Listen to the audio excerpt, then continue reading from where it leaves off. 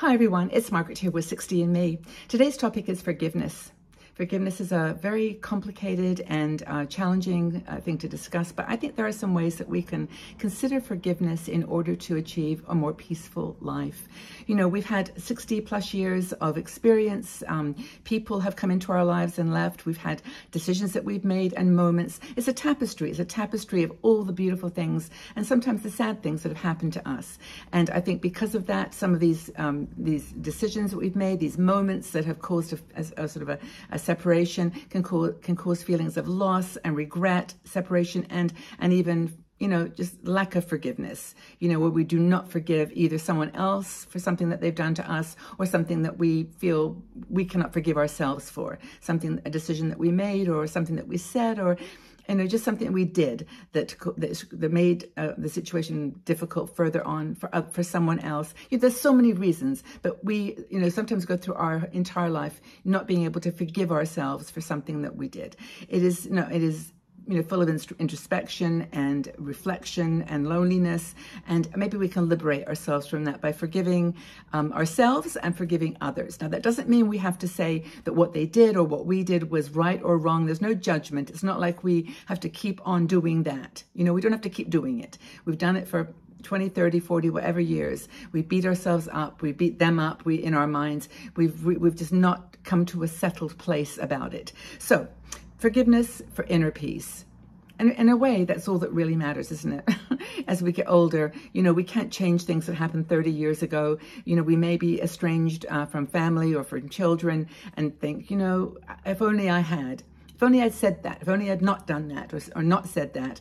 But you can't keep, you know, what it is what it is. There's a reality right now that you're dealing with. And so you have to somehow find a way to forgive them or forgive yourself or both and move forward, you know, and find that calm and that peace. You know, there's a power in forgiveness that heals. It's a healing power. It can help you to heal wounds, you know, things that people said, people did.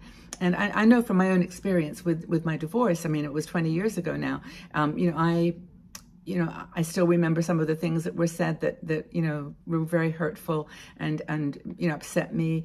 And you know, I've gone over them for the last, you know, many years. I've repeated them in my mind, but finally, you know, a while ago, I just decided to let it go. Let it be. You know, what was said was said. You know, what was done was done. Let's move forward. And forgiveness has this power to release heaviness. You know, to relieve that burden that we put on ourselves and that we put, you know, through other people as well. And in order to lead to this kind of more fulfilling and peaceful life, what can we do? You know, as they say that with age comes wisdom.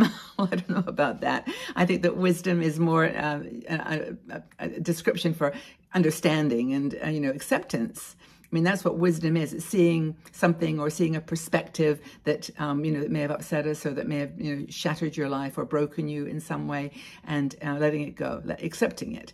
And in that kind of moment, that as anybody, I mean, maybe you've got some stories that you can tell in the comment section below that would help us to, you know, see things from your perspective too, because forgiveness is like a key to a new you. It's a key to open a door that has something like a new landscape, a new you, a new visual setting for your world. I remember when I was speaking of my divorce, I don't know why that says keep coming up, but it for me was one of the big turning points in my life. I met with a friend called Ray. Ray sat down with me at lunch one day and he was saying, Margaret, how are you doing? And I was, well, I know that you do your mind. You know, this is not good and that's not. And he said, look, you are now creating a new Broadway show. You are the director, the producer. You are the costume designer. You are the person that's going to decide who is in the audience and who's not in the audience. You're going to create your script, your narrative. You're going, I mean, Ray was a genius. He is a genius. And I still keep in touch with him. And you know, we sat there and I cried and we worked it through that is true. That, you know, I now had freedom to forgive. And in that forgiveness was going to be a new world. And it's a new, well, he called it, he was in the show business. So it was like he understood that analogy of you're creating a show, you're writing a script. And no one else is writing it. You can lock the door and let people not in that you don't want them in. You know, it's like you can refuse admission to anybody that is going to not be helpful or not be productive or positive in that new life that you are creating. I don't know whether this is all making any sense, but anyway, unlocking inner peace, forgiveness is a gift that we can give to ourselves. It's a key to a new world, a new person, a new start in our lives. And by the way, this doesn't have to be something, oh, it's too late now, or, you know, I'm too old, this is just part of my life now. It's never too late to start again with creating a new definition of who you are. Shatter those stereotypes that the concept of you know, separation and loss gives to you. You know, that's sort of traditional, well, older women are divorced, they're this and that's the stereotype that we have to be sad and depressed and lonely and you know, always holding on to the past memories. Let it go.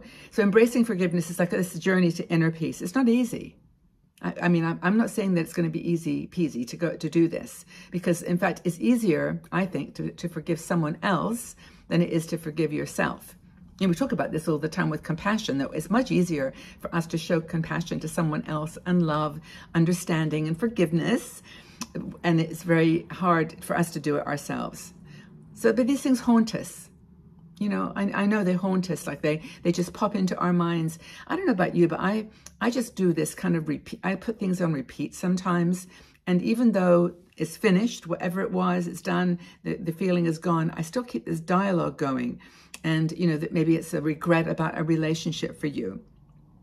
Maybe it's a decision that changed your life, that gave you, put you on a trajectory or in a path that's, you know, that caused a whole different set of things to unfold and to get tangled up in your life. You know, that one decision can sometimes lead to several others.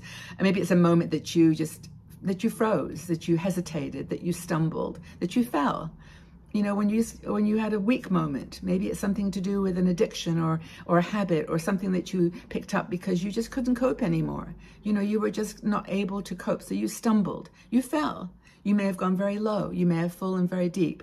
But now, you know, you can pick yourself up and you can come through that and reemerge. You know, and as I said before, it's not about, you know, erasing the past or, you know, saying I didn't ever do that or that, you know, that's not part of me. It can be part of you. It's always a little part of you, whatever you did. But you need to put it behind you, because the person that you are now is not that person. That person's gone. They died, they disappeared, they evaporated because you decided to make a choice to start again and to start a new life. It's really, really powerful.